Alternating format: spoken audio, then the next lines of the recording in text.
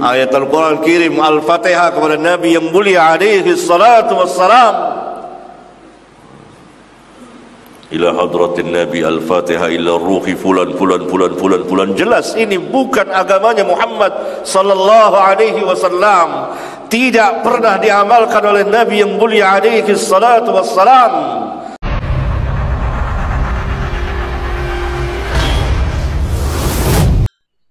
Bagaimana kalau kita datang ke kuburan orang tua, kali kerabat, kemudian kita membaca Al-Fatihah. Baca Al-Fatihah nggak ada contoh. Al-Fatihah untuk orang mati nggak ada contoh dan nggak akan sampai. Imam Syafi'i mengatakan demikian. Sebagaimana dikatakan oleh Al-Hafidz Ibnu Katsir ketika menafsirkan ayat dalam surah An-Najm ayat 39. Wa an laisa lil insani illa ma sa'a. Seseorang tidak akan mendapatkan apa yang diusahakan. Kata Ibnu Katsir bahwa Imam Syafi'i berpendapat bahwa nggak bisa orang mengirimkan bacaan atau pahala kepada orang, nggak bisa, nggak akan sampai. Masalah ibadah kembali kepada masing-masing orang. Jadi Al-Fatihah nggak sampai. Begitu juga yang lainnya bacaan Al-Quran. Kadang-kadang orang sudah meninggal dibacakan Quran. Orang disuruh membaca Al-Quran di mana? Di rumah. Terutama surah Al-Baqarah, di masjid baca Al-Quran, bukan di kuburan. Al-Quran ini diturunkan oleh Allah untuk ancaman kepada siapa? Orang hidup, orang mati. Di surah Yasin ayat 70 Allah berfirman, liyundzira man kana hayyan wa yahiqqal qawlu 'alal kafirin. Bahwa Al-Quran diturunkan Allah untuk mengancam orang yang hidup, hayyan, orang yang hidup, bukan orang mati. Kok orang mati dibacakan Quran? Manfaatnya apa? Nggak ada manfaatnya. Disuruh kita baca Al-Quran di rumah kita. Kata Nabi, la taj'alu buyutakum maqabira inna syaitana yanfiru minal baiti alladhi tuqra'u fi suratul Baqarah. Jangan kamu jadikan rumah kamu seperti kuburan. Sesungguhnya syaitan lari dari rumah yang membacakan surah Al-Baqarah. Nggak ada para sahabat membacakan Quran di kuburan, nggak ada. Di kita ini tahlilan hari pertama sampai hari ke-7 dan seterusnya. Jelas ini bukan dari Islam. Ini amal jahiliyah. Karena itu ijma' seluruh mazhab mengharamkan perbuatan itu. Yang sebelumnya para sahabat telah ijma' berkumpul-kumpul di tempat ahli mayit dan makan-makan di situ termasuk dari bagian meratap, dan meratap adalah dosa besar. Dan jelas ini bukan dari Islam, tapi kaum muslimin dalam keseharian mereka mengamalkannya dalam kehidupan keagamaan mereka. Apa yang menyebabkan demikian? Karena cara beragama mereka yang salah, yang harus dirubah. Bahkan sebagian dari mereka tampil sebagai mujahid yang membela bid'ah besar ini. Saya mau tanya Ustadz, saya malam kemarin taklim. Kata Ustadznya ada 3 mazhab imam yang bilang baca Al-Fatihah kepada yang meninggal nyampe, dan tahlilan itu bid'ah hasanah. Gimana tuh Ustaz cara kita menyikapinya? Tentu saja tidak pernah ada riwayat hadis yang menyebutkan bahwasanya Al-Quran akan sampai kepada orang mati. Tidak pernah Nabi mengatakan Al-Fatihah kepada Hamzah, Al-Fatihah kepada Khadijah. Tidak pernah ada riwayat itu kan? Tapi ada ijtihad ulama yang mengatakan sampai kalau orang baca Al-Quran kepada orang mati. Itu ijtihad, tidak berlandaskan dengan dalil.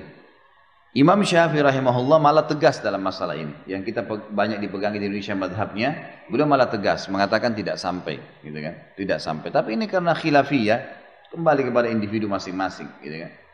Kalau saya pribadi lebih berhati-hati, Sesuatu yang sudah pasti-pasti, kayak sedekah, doa, udah pasti, udah kita kerjakan. Sesuatu yang belum pasti, minimal tidak ada dalil khusus menjelaskannya, maka sebaiknya kita hindari. Kan itu. Allahu a'lam, itu yang saya tahu. Kemudian kalau masalah dikatakan bid'ah hasanah, istilah bid'ah hasanah tidak semua juga ulama mengatakan itu. Bahkan Nabi SAW mengatakan kullu bid'atin dhalalah. Semua bid'ah itu sesat, kata Nabi SAW. Itu sabda Nabi, bukan kata saya. Kalau ada yang mengatakan bid'ah hasanah, maka berarti itu ijtihad, gitu kan? Itu ijtihad. Ya semoga saja kita lebih baik kembali kepada perbuatan yang disunnahkan. Ya. Karena perintah yang ada ibadah yang ada perintahnya terlalu banyak. Lalu untuk apa kita buat ibadah yang tidak ada perintahnya gitu? Ada yang tahu yasinan nggak? Ini kasus sensitif ini. Ya. Tahu yasinan? Ya, saya dilahirkan di Payakumbuh, Pak. Itu pusat Muhammadiyah, ya. Teman-teman Salafi banyak di situ, Majelis Mujahidin banyak di situ, Sufi tarekat juga berjamur di situ, ramai, ya. Sangat ramai sekali. Dan ini majmuk. Tiba-tiba satu kali ada sahabat kita meninggal orang tuanya. Sahabatnya nggak ngerti dalil. Ngajinya ya begitulah, sekali sebulan itu sudah syukur.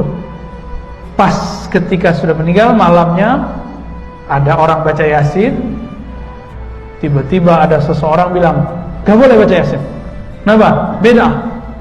Kan begitu. Wow, dia pakai dalil juga. Dalilnya kullu bid'atin dhalalah. Benar juga dalilnya. Tapi pemahaman terhadap dalil benar nggak? Belum tentu benar.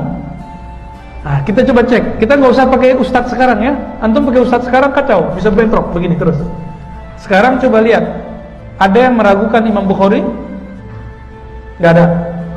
Imam Bukhari punya murid dari Imam Tirmizi. Imam Bukhari punya sahabat namanya Imam Abu Dawud, sama-sama ngaji kepada Imam Ahmad. Imam Ahmad itu punya murid Abu Dawud. Abu Dawud ini hadis-hadisnya unik. Kata Imam Ghazali, semua hadis di dalam Sunan Abu Dawud bisa dijadikan dalil. Perkataan itu muncul dari siapa? Bukan dari Ghazali, tapi dari Imam Abu Dawud sendiri. Maka Imam Ghazali mengatakan, orang yang ingin menjadi mufti, ahli fatwa, mesti menguasai Sunan Abu Dawud, temannya Imam Bukhari. Apa kata Imam Abu Dawud? Hadis yang aku tidak komentari, maka hadisnya salih. Apa arti salih? Wa ma sakattu anhu fahuwa salih. Jadi orang Mekah dapat kitabnya Imam Abu Dawud. Abu Dawud bukan orang Mekah, Pak, orang Sijistan.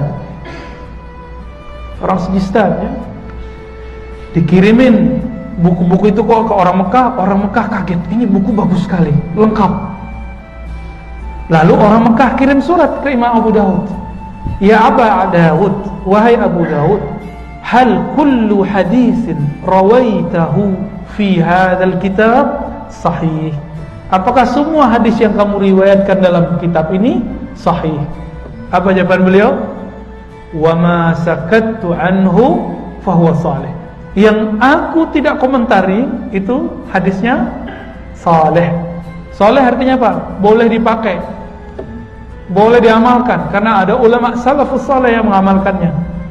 Saya cek siapa sih ulama salafus saleh yang mengamalkan? Ternyata ada sahabat Nabi namanya Hudzaif. Dalam Musnad Imam Ahmad disebutkan Hudzaif ketika dia mau meninggal, dia panggil sahabat-sahabatnya untuk membacakan Yasin di hadapannya, dan setelah dia meninggal. Buka kitab Musnad Imam Ahmad, gurunya Imam Bukhari. Ini baru 2-3 kitab, Pak. Lanjut. Selain Sahih Bukhari, antum tahu ada kitab sahih lain namanya Sahih Ibnu Hibban. Semua hadis di dalamnya menurut Imam Ibnu Hibban hadisnya sahih. Imam Ibnu Hibban punya guru lebih banyak daripada Imam Bukhari, pecah rekor. Cuma dulu belum ada muri, jadi nggak ada rekor muri. Berapa gurunya? Imam Bukhari 1700, dia punya guru 2000. Jadi gurunya lebih banyak daripada Imam Al-Bukhari. Namanya Imam Ibnu Hibban, pengarang kitab sahih ketiga. Si kitab sahih kedua namanya Sahih Ibnu Khuzaimah. Nah, kita nggak usah bahas itu dulu. Sahih Ibnu Hibban. Saya teliti hadis ini, adakah hadis tentang yasinan di dalam? Ternyata ada. Adakah di Sunan Abu Daud? Ternyata ada.